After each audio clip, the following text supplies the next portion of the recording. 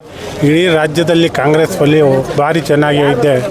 ಯಾಕಂದರೆ ಕಾಂಗ್ರೆಸ್ ಪಕ್ಷ ಬದುಕು ಕಟ್ಕೊಳ್ಳೋಕ್ಕೆ ಸಹಾಯ ಮಾಡ್ತಾಯಿದೆ. ನಮ್ಮ ಕಾಂಗ್ರೆಸ್ ಪಕ್ಷದ 5 ಗ್ಯಾರಂಟಿ, ಹೆಣ್ಮಕ್ಳಿಗೆ ಗೃಹಲಕ್ಷ್ಮಿ ಯೋಜನೆ ಮುಖಾಂತರ 2,000 ರೂಪಾಯಿ ಕೊಡೋದು ಆಗಲಿ, 200 ಯೂನಿಟ್ ವಿದ್ಯುತ್ ಶಕ್ತಿ ಫ್ರೀಯಾಗಿ ಕೊಡೋದಾಗಲಿ, ಹೆಣ್ಮಕ್ಳು ಬಸ್ಸಲ್ಲಿ ಓಡಾಡೋಕ್ಕೆ ಫ್ರೀಯಾಗಿ ಅವಕಾಶ ಮಾಡಿಕೊಟ್ಟಿರೋದಾಗಲಿ, ಆಗಲೂ ಯುವಕರಿಗೆ ಯುವ ನಿಧಿ ಕೊಡೋದಾಗಲಿ, ಆಮೇಲೆ ಎಲ್ಲದಕ್ಕಿಂತ ಮುಖ್ಯ ನಮ್ಮ ಸಿದ್ದರಾಮಯ್ಯ ಅವರದ ಅನ್ನಭಾಗ್ಯ ಮುಖಾಂತರ 10 kg ಅಕ್ಕಿ ನಾವು ಕೊಟ್ಕೊಂಡು ನಾವು ಇನ್ನೊಬ್ಬರ ಬಗ್ಗೆ ಮಾತಾಡೋದು ಏನು ಅವಶ್ಯಕತೆ ಇಲ್ಲ.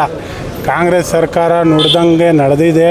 ಸಿದ್ದರಾಮಯ್ಯ ಅವರು ಮತ್ತು ಡಿ ಕೆ ಶಿವಕುಮಾರ್ ಅವರ ನೇತೃತ್ವದಲ್ಲಿ ಅತಿ ಹೆಚ್ಚಿನ ಮತದಾನದಲ್ಲಿ ಚಿಕ್ಕಬಳ್ಳಾಪುರ ಆಗಲಿ, ತ್ಯಾಮೂಲಾಗಲಿ, ಇಡೀ ರಾಜ್ಯದಲ್ಲಿ ಆಗಲಿ ನಾವು ಅತಿ ಹೆಚ್ಚು ಲೀಡಿಂದ ಗೆಲ್ತಾರೆ. ವಿಶೇಷವಾಗಿ ತ್ಯಾಮೂಲಲ್ಲಿ ನಮಗೆ ಒಳ್ಳೆ ಲೀಡರ್ಸ್ ಇದ್ದಾರೆ.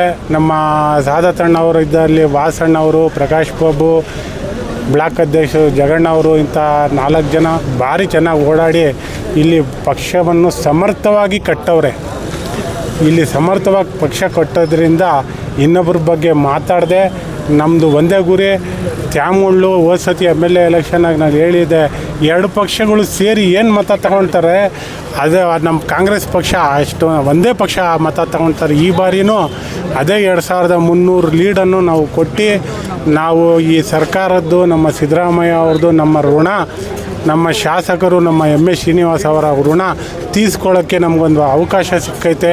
ಆ ಅವಕಾಶವನ್ನು ನಾವು 26ನೇ ತಾರೀಕು ನಮ್ಮ ಸಮಸ್ತ ತ್ಯಾಮೂಳು ಪಂಚಾಯಿತಿ ಜನ 26ನೇ ತಾರೀಕು ವೋಟ್ ಹಾಕುವ ಮುಖಾಂತರ ನಾವು ಅತಿ ಹೆಚ್ಚು ಲೀಡಿನಿಂದ ಗೆಲ್ಲಿಸ್ತೀವಿ. ಸರ್, ಈಗ ತಾವು ಹೇಳಿದ್ರಿ BJP ಅವರು ಸರ್, ಆಮಿಷಗಳು ಏನಿಲ್ಲ. ಸರ್ಕಾರದ 5 ಗ್ಯಾರಂಟಿ ಮತ್ತು ವಿಶೇಷವಾಗಿ ಶಾಸಕರು 1,000 ಕೋಟಿ ಅನುದಾನವನ್ನು ಒಂದು ವರ್ಷ ಕಾಲದಲ್ಲಿ ತಂದಿರುವ ಮತ್ತು ನಮ್ಮೆಲ್ಲ ಇಲ್ಲಿ ಸ್ಥಳೀಯ ಲೀಡರ್ಗಳು ಅವ್ರ ಕೆಲಸದ ಆಧಾರದ ಮೇಲೆ ನಾವು ಓಟ್ ಕೇಳ್ತಾ ಇದ್ದೀವಿ.